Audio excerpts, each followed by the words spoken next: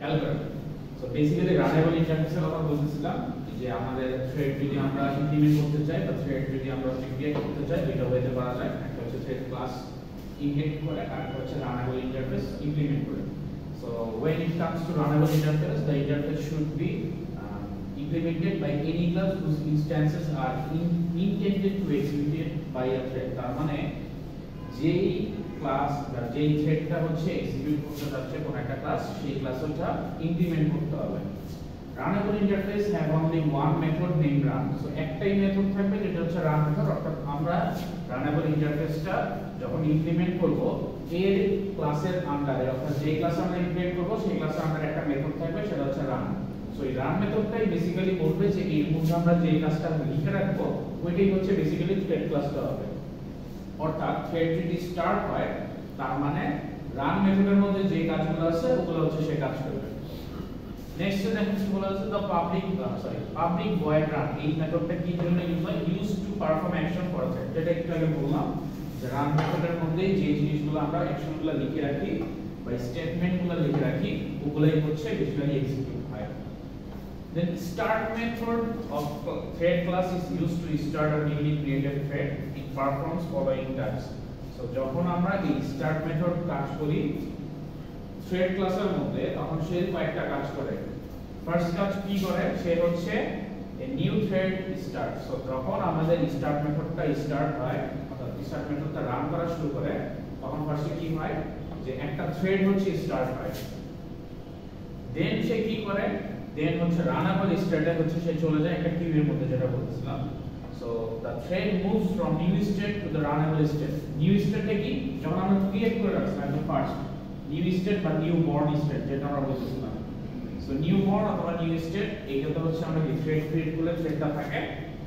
দেন যখন আমরা হচ্ছে স্টার্ট মেথডটা কল দেই সে কি করে? রানেবল স্টেটে হচ্ছে চলে যায়। when the thread gets a chance to execute it targets run method will run.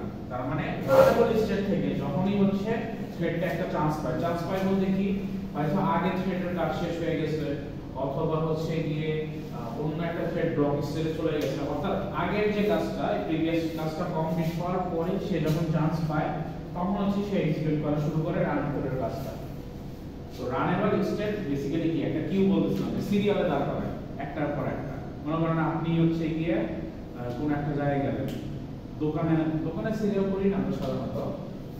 ধরেন টিকিট কাউন্টারে ট্রেনের টিকিট কাটতে গেছেন, আপনাকে সিরিয়াল করতে হয় না ওয়ান বাই ওয়ান, সেই সিরিয়াল করছেন। সো ধরেন এটা হচ্ছে T1, এটা হচ্ছে T2 আর হচ্ছে T3।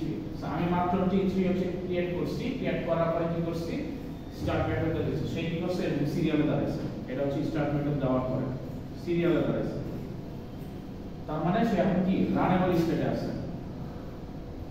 রানেবল স্টেটে এখন কি হবে? সে যখন চান্স পাবে মানে কি T1 কমপ্লিট হবে, সে সার্ভ করা শেষ, T2 সার্ভ করা শেষ, তারপর হচ্ছে সে চান্স পাবে, তখন T3 চান্স পাবে। আর T3 চান্স পাবে মানে কি রান নামে যে মেথডটা আছে যেটা আমাদের ক্লাসে আমরা লিখে রাখছি ওইটার মধ্যে যে জিনিসগুলো আছে ওই জিনিসগুলো কাজ করবে, অর্থাৎ যে স্টেটমেন্টগুলো আছে ওগুলো হচ্ছে ওয়ান বাই ওয়ান কাজ করা শুরু করে দিবে। সেইখানে যদি আমরা একটা एग्जांपल দেখি যে থ্রেড ক্লাসটা যদি এক্সটেন্ড করে কাজ করি, যেটা হচ্ছে আমাদের 1 নাম্বার ফর্মুলা ছিল, এটা কিভাবে কাজ করে? ক্লাস মাল্টি নামে হচ্ছে আমরা একটা ক্লাস ক্রিয়েট করছি যেটাতে আমরা এক্সটেন্ড করছি কি থ্রেড ক্লাসটাকে। থ্রেড ক্লাস কিন্তু বাই ডিফল্ট ক্রিয়েট করা আছে, এটা কিন্তু আমাদের আর ক্রিয়েট করা লাগবে না, এটা অলরেডি ক্রিয়েট করা। আমরা জাস্ট এটাকে কি করি এক্সটেন্ড করি বা ইনহেরিট করি। দেন আমরা কি করতেছি এইখানের মধ্যে হচ্ছে মেইন মেথড লিখতেছি। মেইন মেথড হচ্ছে এই যে মাল্টি ক্লাসে একটা অবজেক্ট ক্রিয়েট করতেছি। কেন ক্রিয়েট করব? কারণ আমরা থ্রেড রান করব। এখন যখন হচ্ছে এখানে আমরা এই ক্লাসটার মধ্যে থ্রেড কনসেপ্ট হচ্ছে নিয়ে আসছি, অলরেডি যদি আমরা অবজেক্ট ক্রিয়েট করি সেখানে অবজেক্ট ক্রিয়েট করা মানে থ্রেড ক্রিয়েট করা। সো থ্রেড ক্রিয়েট হয়ে যাবে। সো T1 দিয়ে হচ্ছে গিয়ে আপনি থ্রেড ক্রিয়েট করলেন আর T1.start, আচ্ছা এটা 1 হবে। T1.start যখন দিলেন তখন সে কি করতেছে এই যে থ্রেডটা যেটা আপনি অলরেডি ক্রিয়েট করছেন এটা থ্রেড কেন হলো? কারণ আপনি এক্সটেন্ড করছেন কি থ্রেড ক্লাসটাকে। যদি থ্রেড ক্লাস যদি এক্সটেন্ড না করতেন তাহলে নরমালি যে অবজেক্ট যেরকম ভাবে আমাদের রিপ্রেজেন্ট করে বা বিহেভ করে সেই রকম বিহেভ হতো নরমাল। যে আমরা অবজেক্ট ক্রিয়েট করে রাখছি তার আন্ডারে হয়তো আমরা কিছু ভ্যালুস দিয়ে রাখবো বা ওগুলো হচ্ছে ক্লাসের আন্ডারে কিছু ইনস্ট্যান্স আছে ওগুলো নিয়ে কাজ করব। বাট যেহেতু আমরা হচ্ছে থ্রেড ক্লাসটা নিচ্ছি, সো এই থ্রেড ক্লাসটা হচ্ছে গিয়ে একটা অবজেক্ট ক্রিয়েট করবে। অবজেক্ট ক্রিয়েট করে t1.start দিব যখন, তখন কি এই থ্রেড ক্লাসের মধ্যে আমরা একটা মেথড আছে, যে মেথডটা স্টার্ট নামে দেওয়া আছে। খেয়াল আছে থ্রেড ক্লাসের মধ্যে মেথড দেওয়া আছে। সো যদি আমরা কোনো ক্লাসকে ইনহেরিট করি, তার মানে কি সেই ক্লাসের একটা মেথড আমরা ইউজ করতে পারি, যে কোনো মেথড। আমরা তো এখানে থ্রেড ক্লাস ক্রিয়েট করিনি, তাহলে স্টার্ট মেথডটা কোথা থেকে আসবে? থ্রেড ক্লাস ক্রিয়েট করেন না আপনি, কি মাল্টি ক্লাস একটা অবজেক্ট ক্রিয়েট করছেন। থ্রেড ক্লাসটা কি ইনহেরিট করছেন না? থ্রেড ক্লাসটা বাই ডিফল্ট ক্রিয়েট করা আছে আপনার জাভা প্রোগ্রামিং ল্যাঙ্গুয়েজে। এটা বাই ডিফল্ট লাইব্রেরি যেমন ক্লাস থাকে না, যেমন আমরা হচ্ছে এক্সেপশনের জন্য ক্লাস লিখছিলাম, লাইব্রেরিগুলো যেগুলো অলরেডি ক্রিয়েটেড, এরকম টাইপের একটা থ্রেড ক্লাস। তো তাইলে যদি আমরা কল দেই, মানে থ্রেড স্টার্ট দিয়ে কল দেই, তাহলে কোনগুলো রান করবে? তাহলে থ্রেড ক্লাসের মধ্যে যে স্টার্ট মেথডটা লেখা আছে, এই স্টার্ট মেথডটা কাজ করবে। এটার কাজ হচ্ছে কি, এইটার কাজ হচ্ছে রান মেথডে যাও, এই যে যেখানে আছে ক্লাসে রান মেথডে গিয়ে যে কাজগুলো আছে ওগুলো কমপ্লিট করো। সেই রান মেথডের কাজগুলো সে দেখাবে। হ্যাঁ, t1.start যখন আমি করব, তখন সে কি করবে, থ্রেড ক্লাসের স্টার্ট মেথডে যাবে। আর থ্রেড ক্লাসের স্টার্ট মেথডে কমান্ডিং কেমন ভাবে লেখা আছে, যে সেই কমান্ডের স্টেটমেন্টগুলো কাজ করলে সে কি করবে, যেই ক্লাসে আছে সেই ক্লাসের রান মেথডে যাবে, এবং রান মেথডে যে কাজটা হচ্ছে ওইটা হচ্ছে গিয়ে সে আউটপুট দেখাবে বা সেই এক্সিকিউশনগুলো কমপ্লিট করবে। তো যখন t1.start দিব, সে অ্যাকচুয়ালি কি করবে, এই যে রান মেথডটা আমরা ক্রিয়েট করে রাখছি, রান মেথডের ভিতরে যে কাজটা আছে এই কাজটা কমপ্লিট করবে। সো এইটা থেকে আমরা কি করলাম, একটা অবজেক্ট ক্রিয়েট করলাম, t1.start দিলাম, তাহলে কি হবে, রান মেথডে কি লেখা আছে, thread is running, so output আসবে থ্রেড ইজ রানিং। আচ্ছা, নেক্সট স্টেপ হচ্ছে গিয়ে যদি ইমপ্লিমেন্ট করি আমরা রানেবল ইন্টারফেসটা, অর্থাৎ যে ইন্টারফেসটা আমরা হচ্ছে ক্রিয়েট করলাম, যে ইমপ্লিমেন্ট করতে হয়, এটা যদি ইমপ্লিমেন্ট করি তাহলে কি হবে, ক্লাস মাল্টি3 নামে একটা ক্লাস ক্রিয়েট করলাম, যেটা ইমপ্লিমেন্ট করতেছে রানেবল। রানেবল ইন্টারফেসটাও সেম, আগে থেকে ক্রিয়েট করা, এটা আমাদের লেখা লাগে না, এটা বাই ডিফল্ট হচ্ছে এই জেডিকে বা জেভিএম এটা তো হচ্ছে অলরেডি সেট করা থাকে, এটা আমাদের লেখা লাগে না। এইটার কাজ হচ্ছে কি, এই যে এখানে আমাদের কি করতে হয়, প্রথমে যে ক্লাসটা আছে ক্লাসটার একটা অবজেক্ট ক্রিয়েট করতে হয়। দেন এই ক্লাসের অবজেক্টের মধ্যে আমাদের একটা খেয়াল আছে, অ্যাবস্ট্রাকশনের মেথড করছিলাম, যখন আমরা ইন্টারফেস ইউজ করতে চাই তখন আমাদের এই অ্যাবস্ট্রাকশনের একটা কাজ করতে হয়, যে যেই ক্লাসের হচ্ছে আমি একটা অবজেক্ট চাচ্ছি, সেই ক্লাসের মধ্যে আমি হচ্ছে গিয়ে অন্য ক্লাসের যে অ্যাবস্ট্রাক্ট বা হচ্ছে প্যারেন্ট তার হচ্ছে একটা অবজেক্ট ক্রিয়েট করি। এখানে আমাদের যে কাজটা করতে হবে, আমরা থ্রেড ক্লাসের একটা হচ্ছে গিয়ে থ্রেড নিতে চাই, এজন্য আমাদের থ্রেডটা মেনশন করতে হবে ক্লাসটা, আর t1 টা ইকুয়াল টু দিতে হবে নিউ থ্রেড দিয়ে m1 টা পাস করতে হবে। m1 মানে কি, আমি কোন ক্লাসের অবজেক্ট চাচ্ছি, মাল্টি3 ক্লাসের, এটার নাম দিছি m1, m1 টা পাস দিব। সো যখন আমি m1 টা পাস দিব, সে বাই ডিফল্ট কি করবে, এই রানেবল ইন্টারফেসে এই থ্রেড ক্লাসের মধ্যে থেকে সে একটা অবজেক্ট ক্রিয়েট করতে পারবে। আর যখন আমি t1.start দিব, সে কি করবে, এই যে রান মেথডটা ইমপ্লিমেন্ট করা শুরু করবে, লেখা হচ্ছে থ্রেড ইজ রানিং। আর এটা তো রানেবল ইউজ করতে পারতেন না, থ্রেড হ্যাঁ, দুইটাতেই আপনি করতে পারেন, দুইটা ওয়েতেই করতে পারেন, আপনি যে কোনো একটা ওয়েতে করবেন। আপনি হয় এক নম্বরে করবেন অথবা দুই নম্বরে, আপনার কাছে দুইটা পথ আছে, আপনি যে কোনো পথ দিয়ে যাইতে পারেন, এটার কোনো প্রবলেম নেই। এখন আপনার কাছে যেটা ইজিয়ার মনে হয়, তবে মনে হয় এটাই বেশি ইজিয়ার। এটাতেই দেখতে পাচ্ছেন জাস্ট একটা অবজেক্ট ক্রিয়েট করলে হয়ে যাচ্ছে, থ্রেড ক্লাস ইমপ্লিমেন্ট করে। বাট এটাতে ইন্টারফেস করে কি করতেছে, আবার থ্রেড ক্লাসে কল দিয়ে থ্রেড ক্লাসের একটা অবজেক্ট ক্রিয়েট করে এখানে আগে একটা অবজেক্ট পাস করতে হচ্ছে, তারপরে কি করতেছে। সো বেসিক্যালি এইটা হচ্ছে গিয়ে মোটামুটি দেখতে হয় এরকম। কিন্তু এইটা কখন ইউজ করা যাবে, যখন আমাদের এরকম হয়ে যায় যে আমাদের ইনহেরিট হতে অন্য ক্লাস করা লাগবে, আবার ইমপ্লিমেন্টস করা লাগবে। সো তখন আমরা কি করতে পারি, আমরা তো মাল্টিপল ইনহেরিট করতে পারি না জাভা প্রোগ্রামিং ল্যাঙ্গুয়েজে, তখন আমাদের কি এই ইমপ্লিমেন্টসে যেতে হবে। সো এই কনসেপ্টগুলো একটু মাথায় রাখতে হবে, যে কেন আমাদের এই ইন্টারফেস আনা হলো, শুধুমাত্র থ্রেড ক্লাস দিলেই তো হইতো, ইন্টারফেস কেন আনা লাগবে। আচ্ছা, এরপর হচ্ছে শিডিউলার। শিডিউলার বেসিক্যালি হচ্ছে কোন থ্রেডের পরে কোন থ্রেড রান করবে, এইটার একটা হচ্ছে সিকোয়েন্স। মানে আপনি যে সিরিয়ালে দাঁড়াবেন, যে t1 এর পরে t2 যাচ্ছে, তারপরে t3 যাচ্ছে, এই যে সিরিয়ালটা হচ্ছে এটা হচ্ছে থ্রেড শিডিউলার। সো এই শিডিউলার মাধ্যমে হচ্ছে কি থ্রেডের যে নাম্বারগুলো বা ইম্পর্টেন্সগুলো বা প্রায়োরিটি বেস একটা হচ্ছে সিকোয়েন্স করা হয়।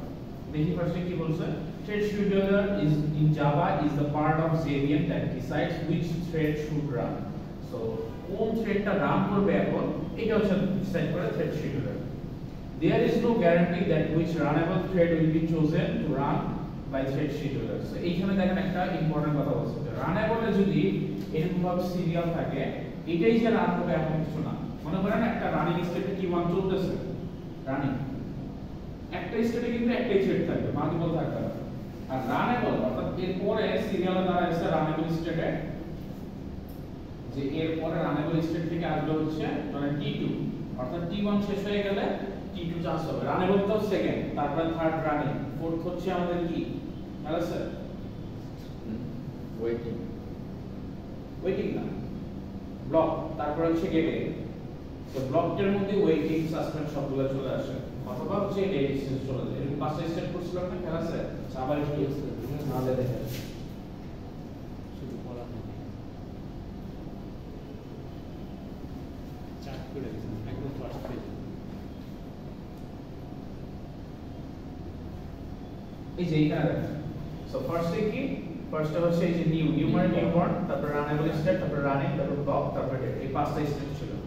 সো রানেবল স্টেটে যে আছে সেই যে এরপরে রানিং স্টেটে যাবে এমন কোনো নিশ্চয়তা নাই। এটাই বলতেছে হচ্ছে এখানে যে শিডিউলারের উপর ডিপেন্ডস করতেছে যে কোন থ্রেডটা যাবে। এখন রানেবল একটা বাই ডিফল্ট আমরা চিন্তা করতাম কি যে সিরিয়ালে দ্বারা আছে সেই যাবে, এটাই তো নরমালি হওয়ার কথা। বাট এইখানে বলতেছে যে এইটা নরমালি নাও হইতে পারে সব সময় যে এটাই হবে এমন কোনো গ্যারান্টি নাই। Only one thread at a time can run in a single process. সে একটা থ্রেডই হচ্ছে রান করতে পারে। এখন কেন পারবে না, এটা হচ্ছে কি প্রায়োরিটি বেস আছে, প্রায়োরিটি ডিপেন্ডস করতেছে। কোনটার প্রায়োরিটি যদি আমি বাড়াই দিই যে আমি T2 টাই এখন চাচ্ছি, T1 বা T3 টা চাচ্ছি না, T1 এর পরে T2 টাই রান হবে, আমি একটা প্রায়োরিটি সেট করে দিলাম, তাহলে হচ্ছে কি সে T1 এর পরে T2 করবে।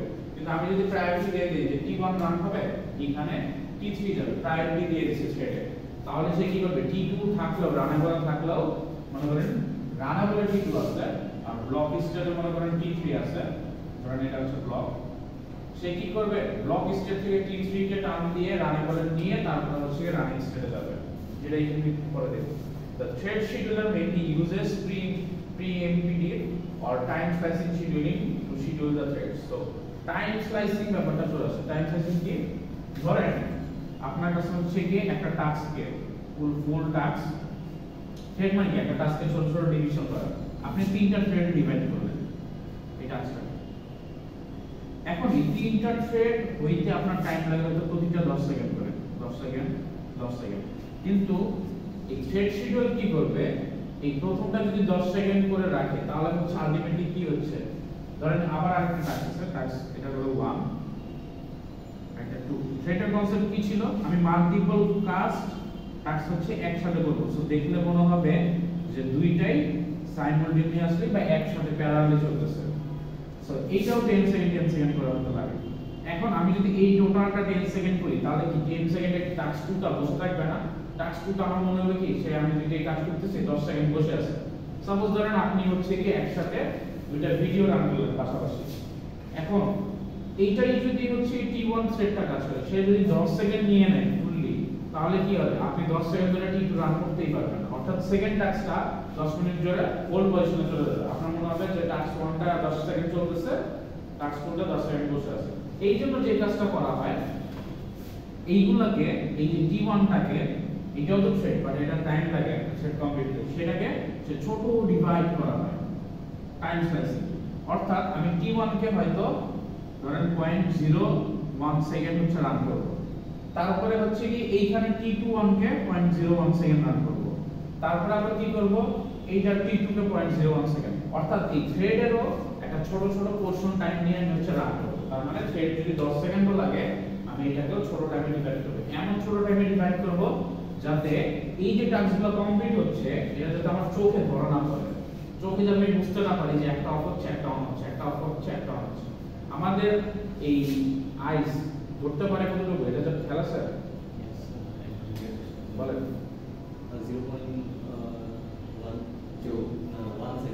0.1 সেকেন্ড, অর্থাৎ 1 মিলি সেকেন্ডের মতো পড়ে। এর কম যদি হয়ে যায় তাহলে হচ্ছে আমরা বুঝতে পারি না যে কোনো ডিফারেন্স হয়েছে কিনা। মানে কোন একটা টাস্ক যদি আপনার এই 0.1 যে সেকেন্ড আছে এটার কম টাইমে যদি সম্পূর্ণ হয়ে যায়, অর্থাৎ আপনি ধরেন একটা এইখানে হচ্ছে গিয়ে মনে করেন একটা মার্কার আছে, এটা যদি আপনি 0.1 মিলি সেকেন্ডের কমে সরাইতে পারেন তাহলে আপনি দেখতে পারবেন না যে এই মার্কারটা পড়ে গেছে, মনে হবে যে এটা হ্যাঁ আপনার কাছে মনে হবে এটা ম্যাচ হয়ে গেছে।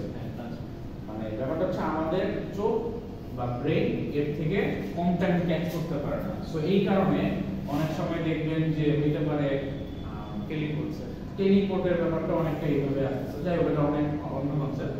সো এইরকম টাইপের যদি কিছু করা যায় তাহলে আমরা বুঝতে পারি। সো এই জিনিসটা হচ্ছে কি আমাদের অপারেটিং সিস্টেম অনেকটা এরকম হয়, এই 0.1 মিলিসেকেন্ডের কম হচ্ছে 0.1 সেকেন্ডের কম হচ্ছে কাজগুলো হয়। সো আমরা দেখলেও বুঝতে পারি না যে এটা এত ফাস্ট হচ্ছে, আমাদের ব্রেইন এটা ক্যাচ করতে পারে না। সো আমাদের কাছে মনে হয় যেটা ওয়ার্ড প্যারালালি চলতেছে।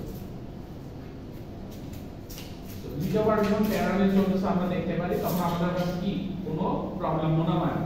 সো এই প্যারালালি কাজটা করার জন্য আমরা কি করতেছি, t1 কে একটা টাইম দিচ্ছি 0.1, আবার t2, তারপর t3, তারপর আবার t1, এরকম করে কি ছোট ছোট টাইমে ডিভাইড করে দিচ্ছি। এইটাই বলতেছে হচ্ছে বেসিক্যালি টাইম স্লাইসিং, যে আমি একটা থ্রেড যতক্ষণ না পর্যন্ত শেষ হচ্ছে ওই পুরো টাইমটাকে ছোট ছোট ডিভাইড করে দিচ্ছি, যাতে হচ্ছে গিয়ে আমি খুব ফাস্ট কাজ করতে পারি, আর আমি যাতে বুঝতে পারি যে একসাথে মাল্টিপল কাজ হচ্ছে, এটা যাতে আমি কনসেপ্টটাতে নিয়ে আসতে পারি। আচ্ছা, এইখানে থ্রেড শিডিউলার মোটামুটি এইটাই। তারপর হচ্ছে স্লিপ মেথড আছে।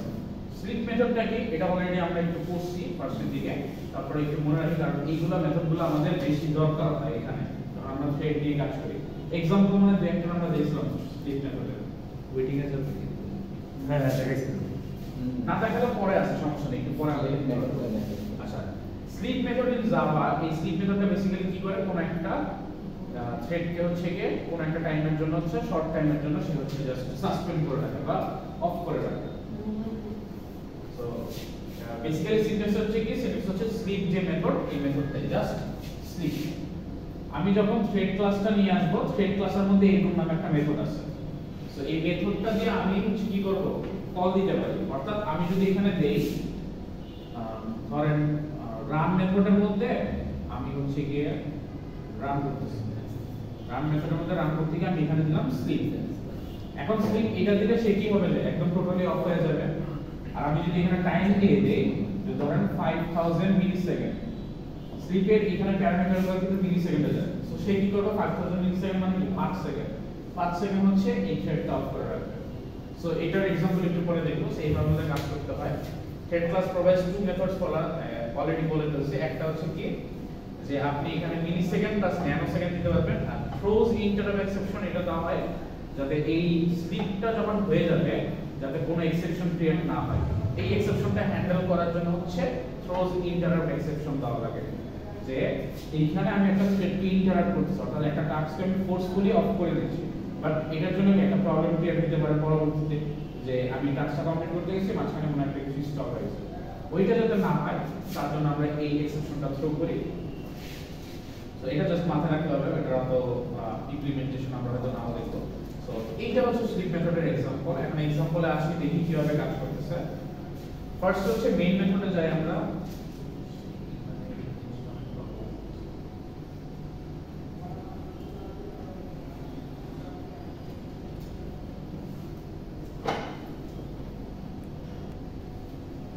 এই স্লিপ মেথডের যে কাজটা হচ্ছে, ফার্স্টে আমাদের যে জিনিসটা করতে হবে, অ্যাজ ইউজুয়াল আমাদের আগের যে কনসেপ্ট আমরা দেখলাম যে থ্রেড ক্লাসটা ইমপ্লিমেন্ট করতে হবে একটা ক্লাসে। দেন আমরা কি করব, এই ক্লাসে একটা অবজেক্ট ক্রিয়েট করব। দুইটা অবজেক্ট আমরা ক্রিয়েট করলাম, তারপর t1.start দিলাম। তার মানে কি, এই ফার্স্টের যে t1 টাস্ক হচ্ছে থ্রেড স্টার্ট হয়ে গেছে। তার মানে সে কি করবে, সে হচ্ছে এইখানে যাবে, এইখানে গিয়ে রান মেথডে ঢুকবে। রান মেথডে গিয়ে দেখবে কি 1 থেকে স্টার্ট করে 5 পর্যন্ত একটা লুপ করতেছে। তারপরে ট্রাই লগ দেওয়া আছে, যেটা ফার্স্টে লেখা আছে thread.sleep 500, তার মানে 500 মিলিসেকেন্ড সে কি করবে, স্লিপ অবস্থায় চলে যাবে। আর এইখানে তারপরে কি করবে, এই ট্রাই ক্যাচ করবে, করার পরে তারপর সে কি করবে, এই প্রিন্ট লাইনটা করবে, করার পরে সে কি করবে, স্লিপ। তাই কিন্তু একটা কমান্ড দেওয়া হয়েছে, তুমি কাজটা করে স্লিপ অবস্থায় চলে যাও। সে কি করবে, সে একটা টাস্কটা কমপ্লিট করবে, কমপ্লিট করে কিন্তু স্লিপে চলে যাবে। থ্রেড কিন্তু যখন আমি স্লিপে দিব, সে কিন্তু কাজটা কমপ্লিট করে স্লিপে চলে যাবে। তো সে কি করলো, এই সিস্টেম অর্ডার প্রিন্টার আই করলো, আই এর ভ্যালু কত, ফার্স্টে 1 ছিল, 1 করে সে স্লিপে চলে গেল। এখন যখন স্লিপে চলে গেছে, তারপর সাসপেন্ডেড, পরবর্তী টাস্কটা শুরু হয়ে যাবে। t2 স্টার্ট হয়ে গেছে, t2 আবার কি করবে, এখানে যাবে, রান মেথডে যাবে, আই এর ভ্যালু t2 এর জন্য আবার 1 হয়ে যখন এখানে দেখবে, সেখানে আবার 500 মিলিসেকেন্ড হচ্ছে তাকে স্লিপ করা হচ্ছে। আর সে কি করবে, এই যে এখানে প্রিন্টটা করবে, প্রিন্ট কি 1 প্রিন্ট করে আবার স্লিপে চলে যাবে। যখন এই 500 মিলিসেকেন্ড আবার t2 স্টপ থাকবে, ততক্ষণে t1 আবার হচ্ছে কি স্টার্ট হয়ে যাবে, কারণ t1 এর কি 500 মিলিসেকেন্ড অফ থেকে অন হয়ে যাবে।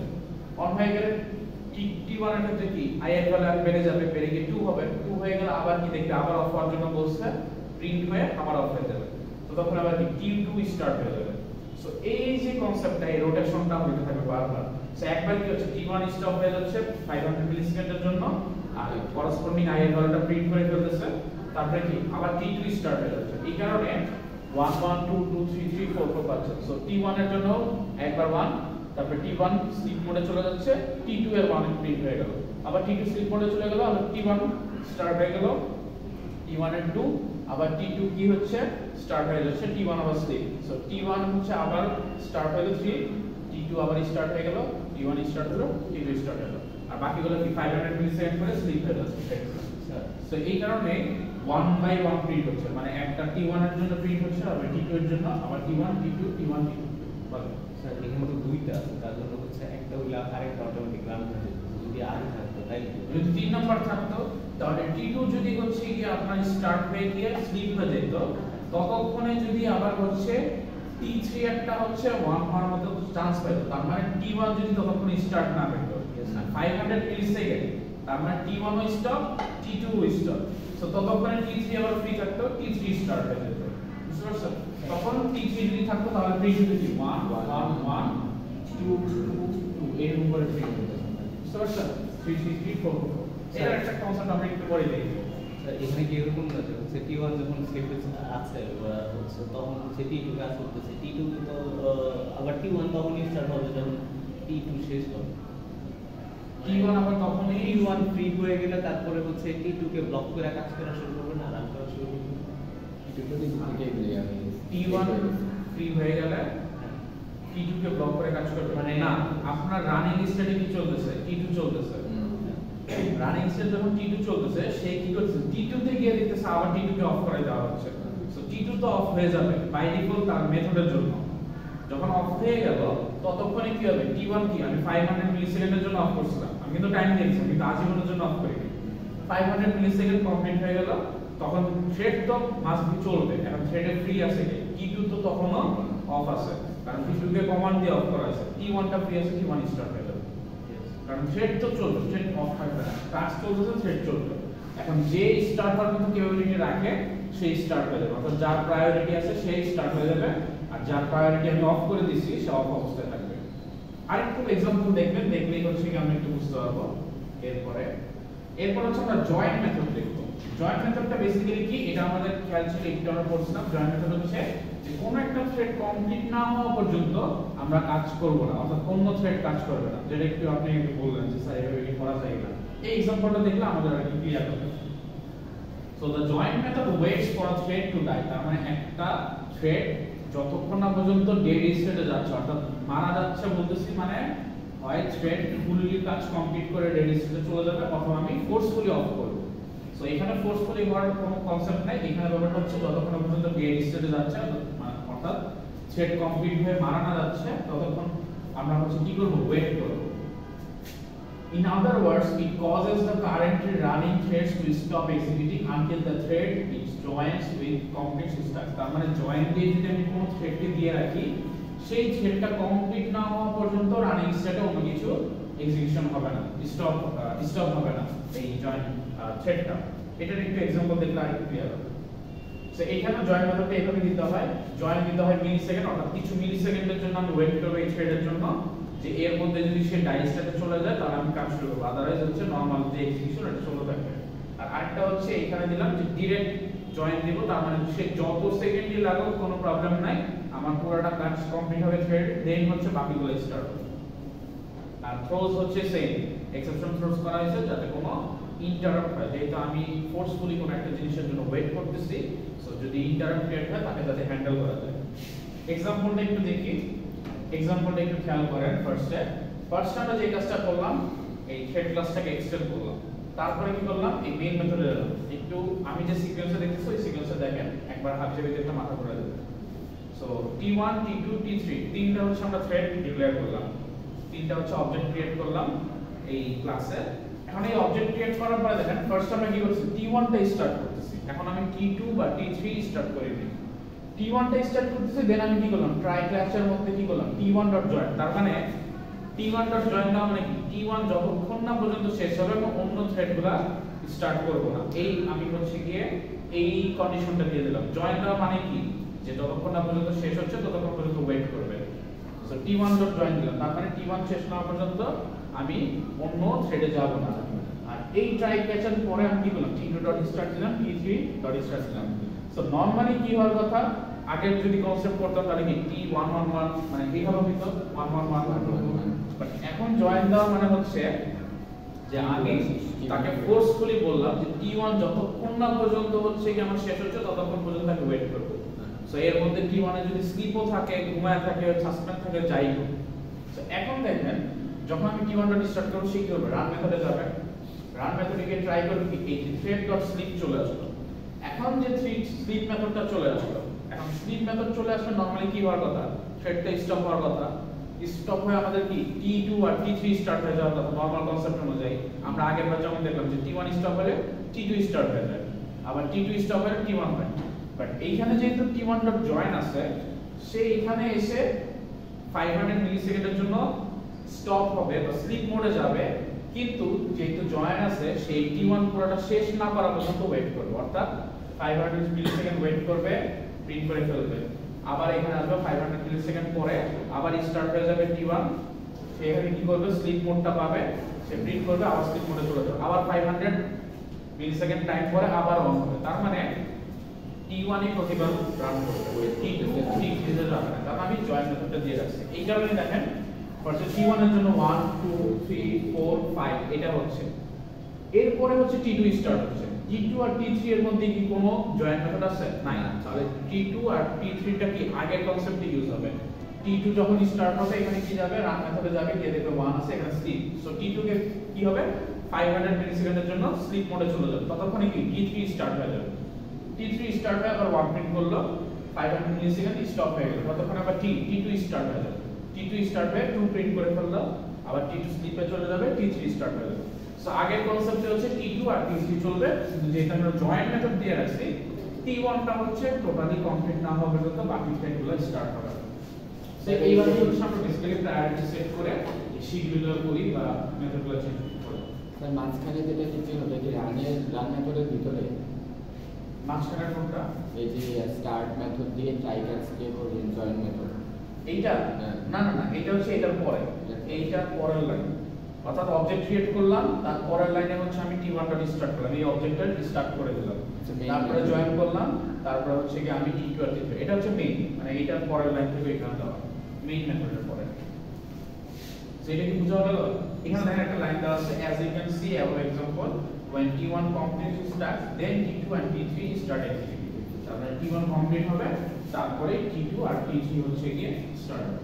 সেম যদি এরকম করতাম যে আমরা এখানে t2 স্টার্ট দিতাম, দেন আবার কি করতাম, ট্রাই এন্ড ক্যাচার মধ্যে দিতাম t2 ডট জয়েন, তাহলে কি হইতো, t1 কমপ্লিট হইতো, t2 কমপ্লিট হতো, তারপর হচ্ছে t3 হচ্ছে আলাদা করে 1 2 3 4 হতো। তাহলে অ্যানসার ক্লাসটা কি, t1 এর জন্য 1 2 3 4 5 আবার t3 এর জন্য 1 2 3 4। এই জিনিসগুলো একটু কনসেপ্টগুলো মাথায় রাখবেন, যে আমাদের কোশ্চেন কিন্তু এরকম থাকতে পারে যে আপনাকে একটা एग्जांपल দেওয়া হলে, এরকম एग्जांपल দিয়ে বলা হলে এটার আউটপুটটা বের করে, সো আপনি তখন বের করতে পারবেন না। 1 এ দিলাম না 2 তে দিলাম, তাহলে কি হবে দেখেন, 1 1 1 2 3 4 5 না, এখানে থেকে একটু দাঁড়ান, 1 1 এর মধ্যে চলবে, আসলে 500 মিলিসেকেন্ড স্টপ হয়ে যাবে, ততক্ষণে কি t2 স্টার্ট দিয়ে দিবেন। t2 স্টার্ট হয়ে গেলে কি হবে, সে তো জয়েন মেথডটা দিয়ে দিছে, সো 1 2 3 4 5 ইয়েস স্যার, তারপরে 1 1 2 3 4 5 2, তারপর হচ্ছে 2, তারপর 1, তারপর 1, তারপর 2, এটার মধ্যে কিন্তু একটু না না না স্যার, 1 পর 5 এর পরে আবার 1 আসবে না স্যার 1 তো আর আসবে না, আরে না আসবে না 1 আসবে, কারণ এই যে t3 এখনো আছে, t3 এর জন্য তো 1 আসবে, 1 আর দুইবার বলবো না, ওই দুইবার আসবে না, t1 টা আপনি দিছেন, ইয়েস স্যার, আপনার কথা হচ্ছে t1 ডট স্টার্ট এখানে দিলাম, শেষ, তারপর t2 ডট স্টার্ট দিলাম, হ্যাঁ, তারপরে হচ্ছে কি তারপর হচ্ছে ট্রাই করলাম catch t2 dot join, yes sir, এই মেথডটা করলাম, কারণ ক্যাচটা আমি আর লিখলাম না, ক্যাচ আছে, তারপর আপনি t3 ডট স্টার্ট দিলেন। ইয়েস এইখানে যে কনসেপ্টটা হবে দেখেন, ফার্স্ট হ্যাঁ ক্যাচ না লিখলেও কাজ করে অনেক ক্ষেত্রে। আচ্ছা, ক্যাচ না লিখলে কাজ করবে যদি এক্সেপশন না আসে, যদি এক্সেপশন চলে আসে তখন ক্যাচ না লিখলে কাজ করবে না। এখন পর্যন্ত আপনি কোড করা শিখছেন যেটা আপনার নলেজের বাইরে যায় না, বাট আপনি যখন রিয়েল লাইফে কনসেপ্টে যখন কাজ করতে যাবেন দেখবেন যে এমন এমন ইনপুট চলে আসছে যেগুলো আপনার নলেজের বাইরে বা আপনি চিন্তাও করেন না। ওইগুলোকে হ্যান্ডেল করার জন্য ক্যাচ আসে। আপনি এই ছোট কোডে হয়তো বুঝতে নাও পারেন যে টায়ার গ্যাসের কাজটা, কিন্তু আপনি যখন বড় কাজ করবেন তখন দেখবেন আমরা ম্যাক্সিমাম সময় ডিভাইড করি হচ্ছে ক্যাচের মাধ্যমে। ক্যাচের মধ্যে একটা মেসেজ প্রিন্ট করে রাখি, যখনই প্রবলেম ফেস করে ক্যাচে চলে আসে মেসেজটা দেয়, তখনই আমরা বুঝতে পারি যে কিছু একটা ঝামেলা আছে। সো ম্যাক্সিমাম ডিবাগিং হয় এই ট্রাই ক্যাচের মাধ্যমে। যদি আপনি ট্রাই ক্যাচ না দিয়ে ক্রিয়েট দেন তাহলে আপনার ওয়েব অ্যাপ্লিকেশন পুরো অফ হয়ে যাবে, মানে একদম স্টপ হয়ে যাবে, তখন আপনি ধরতেই পারবেন না কি জন্য হচ্ছে। সো আমি আমার লাইফে এই ক্যাচ ব্লকের মাধ্যমেই মেসেজ প্রিন্ট করে বেশি ডিবাগ করছি, মানে যে বেশি প্রবলেম হচ্ছে ফাইন্ড আউট করছি। আচ্ছা ধরেন এখন ক্যাচ শেষ, আমি এটা লিখলাম না, এখন যে কাজটা হবে T1 তে স্টার্ট হলো। সো T1 এ কি 1 প্রিন্ট হলো, তারপরে কি 500 মিলিসেকেন্ড ঘুমায় যাবে না, ততক্ষণে T2 স্টার্ট হলো। T2 স্টার্ট হয় 1 প্রিন্ট হলো, আপনি কি দিয়েছেন T2 জয়েন থাকবে, তার মানে T2 শেষ না হওয়া পর্যন্ত আপনি থ্রেড থেকে আউটপুট দিবেন না। তো কি হবে 2 3 4 5 পর্যন্ত প্রিন্ট আসে। এখন কি হবে সেটা কমপ্লিট হয়ে গেল, T3 তে স্টার্ট হবে, T3 এর 1টা প্রিন্ট হবে, T3 স্লিপ হয়ে গেল, T1 স্টার্ট হবে, T1 কি হবে 1 কিন্তু কমপ্লিট, তাহলে কি 2, তারপরে কি যাবে T3 তে যাবে, তারপরে T3 এর আবার 2, তারপর কি T1 এর হচ্ছে কি এখানে 3, তারপরে T3 এর 3, তারপর হচ্ছে কি T1 এর 4, T3 এর 4, T1 এর 5, T3 এর 5। সো স্যার তো এই কনসেপ্ট কম কিন্তু চেঞ্জ হবে, এই কনফিউশন আছে। সো এইভাবে কিন্তু আপনারা থাকতে পারে। এই যে আপনি একটা एग्जांपल বানাবেন, বাইরে কোশ্চেনে এরকম ভাবে একটা एग्जांपल আছে, আমাদের তো এগুলো দিবেন না ক্লাসে, এন্ড দেন বলতেই পারে যে আউটপুটটা বের করে রাখা। সো তখন আপনারা কি করতে হবে, এইরকম ভাবে কনসেপ্টে যদি আপনি ফুললি বুঝে যে কোনটার পরে কোনটা কাজ করবে তাহলে আপনি ইজিলি বের করতে পারবেন। যদি আপনার কনসেপ্টে ভুল থাকে তাহলে আপনি কি করবেন, ওই যে আগের মতো T1 2 3 4 5 লিখে ভুল লিখে ফেলবেন। সো এই জিনিসের জন্য বুঝতে হবে যে জয়েন কখন কাজ করে, জয়েন কাজ করলে কি হয়, স্লিপ মেথড কাজ করলে কি হয়, আমি সাসপেন্ড দিলে কি হবে, ওয়েট দিলে কি হবে, এই সবগুলো মেথডের কাজ আমার জানা থাকতে হবে। এখন যদি এরকম হইতো যে জয়েনের মধ্যে 500 দিয়ে দিলাম তাহলে কি হতো,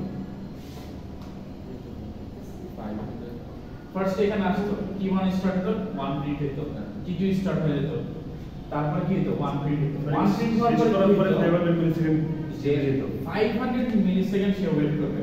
এখন 500 মিলিসেকেন্ড যখন ওয়েট করবে ততক্ষণ পর্যন্ত কি হবে, সে তার কাজ করবে, সে তার কাজের মধ্যে কি দিছে 500 মিলিসেকেন্ড ঘুমায় থাকবে। সো অলরেডি ঘুমের পরে যদি আপনি 500 জয়েন দেন তার মানে 500 কিন্তু চলেই গেল, বুঝতে পারছেন। 500 চলে যাওয়া মানে কি T3 স্টার্ট হবে, তখন কি হবে 1 হয়ে গেল, 500 আপনি এটাকে স্লিপ অবস্থায় রাখছেন আর আপনি ওয়েটও করছেন 500, তার মানে 500 এর পরে এটার ভ্যালু যা আছে তাই, অর্থাৎ এটা কিছু করলেন না, মানে স্লিপ করলেন 500 আর আপনি বলতেছেন আমি ওয়েটই করব 500 পর্যন্ত, এর বেশি ওয়েট করব না, এর মধ্যে হইলে হবে না হলে আগে সিগারেট চলবে। সে কি করবে 500 স্লিপ অবস্থায় আছে, এরপরে সে কি করবে T3 স্টার্ট করে দেবে, তখন কি হবে 1 প্রিন্ট হয়ে যাবে। T3 যখন আবার ঘুমায় যাবে তখন T1 স্টার্ট হবে। এখন কিন্তু আর জয়েন মেথড নাই, জয়েন কিন্তু একবারই হয়, এটা কিন্তু লুপ না যে রিপিট হবে, তখন কি হবে 2 2 2 3 3 3 ওই সিস্টেমে কিন্তু হবে। এখানে যদি 5,000 না দিয়ে আমি যদি ইয়ে দিই তার চেয়ে কম দিই 4,000 দিই, তাহলে কি ও হচ্ছে ফার্স্টে তো এখানে ব্রেক নিয়ে প্রিন্ট করতেছে, তাহলে এখানে কি আরো 4,000 মিলিসেকেন্ড ব্রেক নেবে না, আরো 4000 মিলিসেকেন্ড ব্রেক না, টোটাল টাইমটা, অর্থাৎ সে যখন স্টপ হবে, স্টপ হওয়ার পরে সে হচ্ছে 500 মিলিসেকেন্ড ওয়েট করবে, যে আমি 500 মিলিসেকেন্ড টাইম নিব, নেওয়ার মধ্যে দেখব যদি T2 টা যদি শেষ হয়ে যায় তাহলে আমি কিছু করব না, আর যদি T2 টা শেষ না হয় তা আমি এটা কি ফোর্সফুলি অফ করে দিয়ে বাকিগুলো স্টার্ট করে দেব, তার মানে বাকিগুলো আবার কি নরমাল নিয়মে চলতে থাকবে। জয়েন মানে হচ্ছে আমি এত টাইম ওয়েট করব, জয়েনে যদি আমি টাইম লিমিটেশন দিয়ে দেই তাহলে আমি টাইম লিমিটেশন পর্যন্ত ওয়েট করব, আর যদি লিমিটেশন না দেই তাহলে এইটা টোটালটা কাজ শেষ না হওয়া পর্যন্ত আমি ওয়েট করব। আমি তো টাইমটা এইখানে একবার ইয়ে দিয়ে দিয়েছি যে থ্রেডের মধ্যে স্লিপের মধ্যে একবার মেনশন করে দিয়েছি, স্লিপেরটা আলাদা, স্লিপের সাথে এটার কোনো কানেকশন নাই। স্লিপেরটা হচ্ছে স্লিপ 500 আর জয়েন হচ্ছে আমি কতক্ষণ ওয়েট করব। এখন স্লিপ অবস্থায় ওয়েট করতে পারি, রানিং অবস্থায় ওয়েট করতে পারি, বা কোনো কাজ এক্সিকিউশন চলছে ওই অবস্থায় ওয়েট করতে পারি। সো ওয়েটের সাথে স্লিপের সম্পর্ক নাই, ওয়েট করব 500, এটার মধ্যে যদি স্লিপ পড়েও যায় ওইটাও আমার ওয়েটিং জোনেই চলে আসবে, আর স্লিপ যদি নাও পড়ে, স্লিপ যদি নাও থাকে তাও 500 তার মানে 500 আমি টোটাল ওয়েট করব এই থ্রেডটা শেষ হওয়ার জন্য। এর মধ্যে যদি স্লিপ থেকে 500 হয়ে যায় ওটা কাউন্ট হয়ে যাবে, তার মানে স্লিপেরটাও কাউন্ট হয়ে যাবে। জয়েনের ভিতরে টাইম লিমিটেশন দিলে তো সেটা স্লিপের মধ্যেই কাজ করতেছে না। না, স্লিপের মতো কাজ করছে। আপনি যদি এরকম দেন যে জয়েন 5000 তার মানে 5000, 5000 এর মধ্যে স্লিপ কয়বার আসে? 10 বার। সো সে কিন্তু 10 বার টাস্কটা কমপ্লিট করতে পারছে, ততক্ষণে কিন্তু 10 পর্যন্ত প্রিন্ট হয়ে যাবে যদি 10 পর্যন্ত থাকতো, বুঝতে পারছেন? তো ততক্ষণে কিন্তু আপনার T2 যদি থাকতো আর T2 এর মধ্যে যদি আপনি প্রিন্ট দিয়ে রাখতেন 5টা, সে কিন্তু 5টা কমপ্লিট করে ফেলতো 1 2 3 4 5, কারণ আপনি 5000 5 সেকেন্ড ওয়েট করছেন। 5 সেকেন্ডের মধ্যে T2 যদি কমপ্লিট হয়ে গেল না, তো আপনি পরেরটা শুরু করবেন, কিন্তু আপনি দেখলেন 5 সেকেন্ডের মধ্যে T2 কমপ্লিট হয়ে গেছে। সো তখন কিন্তু এটা প্রিন্ট হয়ে যাবে, তখন কিন্তু আর সে ঘুমায় থাকবে না। এইগুলো কিন্তু একটু কনসেপ্ট একটু কমপ্লেক্স, জাস্ট একটু মাথায় নিয়ে ভালো মতো চেক করবেন যে কিভাবে হয়। আরো ভালো হয় আপনারা যদি ল্যাবে প্র্যাকটিস করে দেখতে পারেন যে আসলে আপনারা যে চিন্তা করতেছেন সেটা কিভাবে কাজ করতেছে কিনা। এটা যখন আবার একটু কোডটা প্র্যাকটিস করবেন দেখবেন যে ভালো হচ্ছে প্রিন্ট হচ্ছে। সো নেক্সট আমরা যে কাজটা করব, নেক্সট আমরা তিনটা মেথড দেখব, সেটা হচ্ছে get name, set name and get id। এটা খুব ইজি, প্রতিটা থ্রেডের একটা করে নেম থাকে, প্রতিটা থ্রেডের আপনার নেম সেট করতে হয় আর কিছু আইডি লাগে। সো আইডি গুলো কিভাবে আসে এটাই আমরা হচ্ছে দেখব। সো অ্যাজ ইউজুয়াল আমরা থ্রেড ক্লাস এক্সটেন্ড করব, দুইটা অবজেক্ট ক্রিয়েট করলাম, তারপরে কি করলাম এইখানে ডট গেট নেম দিলাম, অর্থাৎ নেম দিয়ে আমরা t1.getName। t1.getName মানে কি, এই যে থ্রেডের নেমটা, এই থ্রেডের নেমটা চলে আসবে। সো আমি যখন গেট নেম দিলাম তখন আউটপুটে কি আসবে দেখেন, name of t1 is thread 0, তার মানে এটা প্রথম থ্রেড 0 নাম্বার থ্রেড যেটা আপনি ক্রিয়েট করছেন এখন আপনার প্রোগ্রামে। সেকেন্ড ওয়ান যখন আপনি নেম চাইলেন তখন কি সেকেন্ড মানে 1 নাম্বার, 0 নাম্বার একটা ছিল ফার্স্ট, 1 নাম্বার হচ্ছে 2, এটা 0 থেকে কাউন্ট শুরু হয়। তো 0 আর 1 আইডি কত, হয়তো t1 এর আইডিটা সেট করছে হচ্ছে 8, এইটা হচ্ছে বাই ডিফল্ট সেট হয়। এখন হইতে পারে যে এর আগে কতগুলো থ্রেড হয়ে গেছে ওগুলোর একটা আইডি ছিল, সো আপনারটা 8 নাম্বার আইডিটা করছে, এটা হইতেই পারে। আইডি যে সবার সেম হবে এমনও না, আপনার কম্পিউটারে রান করলে আপনার আইডি আসতে পারে 8, আরেকজনের 10 আসতে পারে, আরেকজনের 12, কারণ এটা ডিফারেন্স করে আপনি কি টাস্কগুলো কমপ্লিট করছেন। আপনি যদি আগে টাস্ক কমপ্লিট করে থাকেন, ওইখানে যদি থ্রেড ইউজ হয়ে থাকে তাহলে থ্রেড অলরেডি ওইখানে আইডি দিয়ে রাখছে, তারপরে হচ্ছে আপনাকে আইডি দিবে। সো গেট আইডি দিয়ে আপনি কি পাবেন, যে থ্রেডটা ক্রিয়েট হয়েছে এটার একটা নেম পাবেন গেট নেম দিয়ে, আর আইডি পাবেন হচ্ছে গেট আইডি দিয়ে। আর এখানে t1 t2 স্টার্ট হয়েছে, অর্থাৎ এই দুটো লাইন প্রিন্ট হবে, এই যে এটা রানিংটা প্রিন্ট হয়েছে। দেন t1.setName কি করা হচ্ছে, এখন আপনি চেঞ্জ করে দিচ্ছেন, থ্রেডের নেম ছিল কি 0, আপনি এখন চেঞ্জ করে থ্রেডের নাম কি রাবি করে দিচ্ছেন। সো আপনি কি করবেন, যখন সেট নেম করলেন রাবি, তারপরে যখন প্রিন্ট করলেন আফটার চেঞ্জিং নেম, তখন দেখবেন যে after changing name of t1 রাবি হচ্ছে প্রিন্ট হয়ে যাচ্ছে। সো রাবি প্রিন্ট হলো, তারপর আপনি কি করলেন, t2টা স্টার্ট হলো, t2টা স্টার্ট হয়ে t2টা রানিং যেটা এটা প্রিন্ট হলো। t1 স্টার্ট করলেন আর আপনি কিন্তু নেম চেঞ্জ করে দিচ্ছেন, তার মানে t1 এর কিন্তু কাজ স্টার্ট হওয়ার পরে t1 এর নেম চেঞ্জ হয়ে গেল। নেম চেঞ্জ করার পর আপনি কি করলেন, এটা প্রিন্ট করলেন, আর তারপরে যখন থ্রেডটা কমপ্লিট হয়ে গেল, t1 যখন থ্রেডটা চলতেছে, t1 যখন একটা টাইম স্লাইসিং পিরিয়ড পর অফ হলো, তখন t2টা রান শুরু করলো। t2টা কি করবে, রান মেথডে যাবে, রান মেথডে গিয়ে রানিং এই লেখাটা প্রিন্ট করবে। বলেন এখানে হচ্ছে t1 যেমন আমি একটা অবজেক্ট ক্রিয়েট করলাম, ও হচ্ছে কি রানিং যখন আমি ওকে স্টার্ট দিব, তো কিছু আমার আবার মেইন ফাংশনে ফিরে এসে সবগুলো t1 এর কাজ আগে করবে, পরে না, মেইন ফাংশন আপনার t1টা রানিং চলতেছে, t1টা যখন রানিং চলতেছে আপনি কি অলরেডি এটা করে করছেন, এটাও কিন্তু চলতেছে, মানে t1 তার রান মেথডটা রান করতেছে আর মেইন মেথড তার কাজটা করতেছে। t1টা যদি শেষ না হয়, একটা টাইম পিরিয়ড পর্যন্ত যদি থ্রেডটা কমপ্লিট না হয়, ততক্ষণ পর্যন্ত কিন্তু t2টা স্টার্ট হবে না। সো t2টা যখন স্টার্ট হচ্ছে ততক্ষণ কি আমি নাম কিন্তু চেঞ্জ করে ফেললাম, তারপরে হচ্ছে কি আমি কি করলাম, প্রিন্টের কাজটা করে ফেলতেছি, তখনও t2 স্টার্ট হয় না, t1ই চলতেছে, t1 থ্রেডের কাজই চলতেছে। t1 থ্রেডের যখন একটা টাইম স্লাইসিং কমপ্লিট হয়ে গেল, তখন হচ্ছে কি t2টা স্টার্ট হবে, কিন্তু ইন দ্য মিন টাইম কি করলাম, নাম চেঞ্জ করে ফেললাম, নামটা প্রিন্ট করে ফেললাম, এই জন্য নাম চেঞ্জ হয়ে নামটা প্রিন্ট হয়ে গেল। আর যখন আমি টাইম স্লাইসিং পিরিয়ডটা কমপ্লিট করে ফেললাম, তখন t2.start দিয়ে এই যে t2 এর কাজটা শুরু হলো। t2 এর কাজটা কি, রানিং লেখাটা হচ্ছে প্রিন্ট করা, রান মেথডে।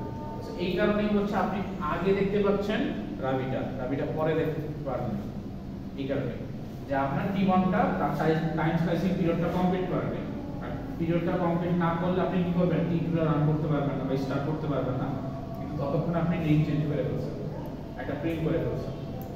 স্যার এখানে তো আমরা এখন করি নি, তাহলে এই টাইমটা কতটুকু কোথাও দিয়ে করা আছে? এই টাইমটা কতটুকু মেনশন করা নাই, এই টাইমটা ডিপেন্ডস করতেছে আপনি যদি কোনো নির্দিষ্ট টাইম দিয়ে দেন তাহলে স্লাইসিং এর ক্ষেত্রে। তো স্লাইসিং না দেওয়া থাকলে এটা কোনো মেনশন করা নাই, এটা হচ্ছে থ্রেড নরমালি কাজ শেষ করবে তারপরে তারপর আসবে। তাহলে হচ্ছে T1 গুলো যদি আমি আরো পরে T1 বা এটা রাখতাম তাহলে T1 এর কাজ শেষ করে দেন হচ্ছে গিয়ে হ্যাঁ, টি2 কাজ শেষ করে তারপর টি2 তে যাবে। যেটা আপনি যে আগের মতো কি সাসপেন্ড করেন না, যদি সাসপেন্ড করে দিতেন তাহলে কমপ্লিট না করেই সে টি2 তে চলে যেত, স্লিপ মোডে চলে যেত। বাট যেহেতু আপনি না কোনো সাসপেন্ড বা কিছু করতেছেন না, তার মানে বাই ডিফল্ট কি দুইজন সিরিয়ালে দাঁড়াবে, একজন কাজ কমপ্লিট করবে তারপর আরেকজন চান্স পাবে। নরমাল যে সিস্টেম সিঙ্গেল কোর প্রসেসর। হ্যাঁ, নরমাল যে সিস্টেম। সিলেক্ট কি আছে আগেরটাতে মানে পুরো একটা একবার কমপ্লিট হওয়ার পর টি2টা স্টার্ট হচ্ছিল।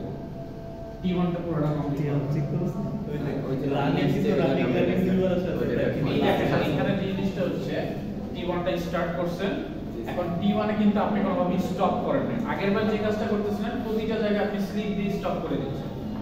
এই কারণে টি1 তার কাজটা কমপ্লিট করবে, টোটাল যে থ্রেডের কাজটা কমপ্লিট করার পরে দেন হচ্ছে টি2 স্টার্ট হবে। নরমালি আমরা যা করি টিকেট কাউন্টারে যাই, আমি যতগুলো টিকেট লাগবে ওগুলো কিনি, কেনার পরে পরের জন কিনতে পারি। সেই আমি টি1 এ যতগুলো কাজ আছে কমপ্লিট করে করতে পারি। আর যদি টাইম স্লাইসিং কম থাকে, টাইম স্লাইসিংটা কি হবে, আপনি ফোর্সফুলি কমাই দিতে পারেন। যেমন এখানে আমি ফোর্সফুলি কমাই দিচ্ছি যে তুমি এইটুকু কাজ করে 500 সেকেন্ড চলে যাও, তোমার আর কাজ নেই। তখন কি হচ্ছে, সে তো আর বসে থাকবে না, সে অন্য কিছু একটা রান করতেছে। বাট এইখানে এই বসে থাকার অপশনটা নাই, তাকে আমি স্লিপ করি নাই। এই কারণে টি1 টা ফুললি কমপ্লিট হবে, তারপরেই টি2 টা স্টার্ট হবে, আদারওয়াইজ হবে না। আচ্ছা, এরপরে হচ্ছে কারেন্ট থ্রেড। কারেন্ট থ্রেড হচ্ছে আপনি এখন কোন থ্রেডটা রান হচ্ছে এই জিনিসটা বের করতে যাচ্ছেন। The current thread method returns a reference to the currently executing thread object, যে এই এখন কোন থ্রেডটা রান হচ্ছে এটার एग्जांपल দেখেন। T1 T2 স্টার্ট করলাম, দেন আমরা এখানে কি thread.currentThread.getName, জাস্ট কারেন্ট থ্রেডের গেট নেমটা বললাম, অর্থাৎ কারেন্ট যে থ্রেডটা রান করতেছে এটার নামটা হচ্ছে গিয়ে নিয়ে আসলাম। সো ফার্স্ট যখন T1 স্টার্ট করলাম সে কি করলো, থ্রেড 0 টা প্রিন্ট করলো। তারপরে কি থ্রেড 0 কাজ শেষ, অর্থাৎ T1 এর কাজ শেষ, তারপরে কি T2 স্টার্ট হবে। সো T2 তে গিয়ে আবার কি থ্রেড 1 টা চলে আসলো। এটাই সো আর দুইটা আছে এগুলো একটু দেখেন। নেমিং এর থ্রেড হচ্ছে আগেরবার কি করলেন, গেট নেম সেট নেম দেখলেন, ওই জিনিসটাই আর কি, নতুন কিছু না। যে গেট নেম দিয়ে হচ্ছে আমরা কি করি, একটা রিটার্ন করে কি নেম থ্রেডের, আর সেট নেম দিয়ে যদি ভিতরে কোনো স্ট্রিং দিয়ে দিই তাহলে এটা কি সেট করে ফেলে। এটাই হচ্ছে আমাদের নেমিং থ্রেড। এটা হচ্ছে গিয়ে কোন থ্রেডের নাম যদি আমরা চেঞ্জ করতে চাই তাহলে করতে পারি। সো এখানে দেখেন t1.start, t2.start, t1.set নেম হচ্ছে গিয়ে আশফাক। এটা হচ্ছে এটা মিস হয়ে গেছে, যাই হোক আশফাক করে দেওয়া হচ্ছে। তো আশফাক করার পরে ফার্স্টে যখন আমরা গেট নেম দেখি তখন 0 বা 1 দেখতেছিলাম। তারপরে যখন আমি এইখানে t1 টা রান চলতেছে, ইন দা মিন টাইম আমি কি করলাম, নেমটা চেঞ্জ করলাম, আশফাক করে দিলাম, তারপর প্রিন্ট করলাম। তারপর হচ্ছে গেট নেম চলে আসলো। আচ্ছা, এই লাইনটা মনে হয় একটু লেখার মিস্টেক হয়েছে, এটা প্রিন্টিংটা মিস্টেক হয়েছে। আচ্ছা, এইটা যে কাজটা হবে এটা আমি জানি, এটা আমি ঠিক করে দেব। এইটা একটু মিস হয়ে গেছে। আইডি গেট আইডি দিছে, তারপর হচ্ছে এটা হচ্ছে ফার্স্টে কি যাবে, T1 স্টার্ট হবে। T1 স্টার্ট হলে কি প্রিন্ট হবে, রানিং। সো ফার্স্ট হচ্ছে গেট নেম, তার মানে নেম অফ T1, এটা হচ্ছে থ্রেড 0, এটা হচ্ছে প্রথম আউটপুট। তারপর হচ্ছে নেম অফ T2, এটা হচ্ছে থ্রেড 1। এই দুটো হচ্ছে প্রথম আর সেকেন্ড গেল, অর্থাৎ এই লাইন আর এই লাইন। দেন আমি T1 স্টার্ট করলাম, মানে রানিংটা প্রিন্ট হবে, রানিং প্রিন্ট হলো। রানিং প্রিন্ট করার পরে কি হবে, আমি নেম চেঞ্জ করলাম, আশফাক করে দিলাম। তারপর আমি প্রিন্ট করলাম কি, after changing name of T1, T1.getName। So এইখানে কি আসবে, after changing name of T1 Ashfaq, changing name of T1 colon Ashfaq, T1 colon Ashfaq, এটা একসাথে নিচে লাইনে লেখা হবে। তারপরে হচ্ছে কি হবে, তারপরে যখন হচ্ছে আমি নেক্সটে, তারপরে রানিং, নেক্সটে আর কোনো কাজ করি নাই। সো কি হবে, T2 টা running. Dot dot dot so এটাই হচ্ছে বেসিক্যালি কাজ। এখানে একটু লেখাটা ভুল হয়েছে, এটা মনে হয় আমি চেঞ্জ করতে খেয়াল নাই, আগেটা থেকে হয়তো কপি করে বসাই দিয়েছিলাম, খেয়াল করিনি। সো এখানে হচ্ছে এই জিনিসটাই হবে যে আমি T1 T2 এর মাঝখানে হচ্ছে কি কারেন্ট থ্রেডের মাধ্যমে আমি হচ্ছে কি কোন একটা কিছু নেম পেয়ে গেলাম বা নেম চেঞ্জ করলাম, জাস্ট এই। কারণ কোশ্চেন আছে এই পর্যন্ত? সো মোটামুটি থ্রেড আমাদের কমপ্লিট, থ্রেড আমাদের আর এর বাইরে কিছু নাই। আমরা থ্রেড হচ্ছে কনসেপ্টটা কমপ্লিট করলাম, আস্তে আস্তে আমরা হচ্ছে সিলেবাস লাস্ট দিকে চলে যাচ্ছি, এরপর হচ্ছে আমরা অন্য কনসেপ্টটা দেখব, ঠিক আছে?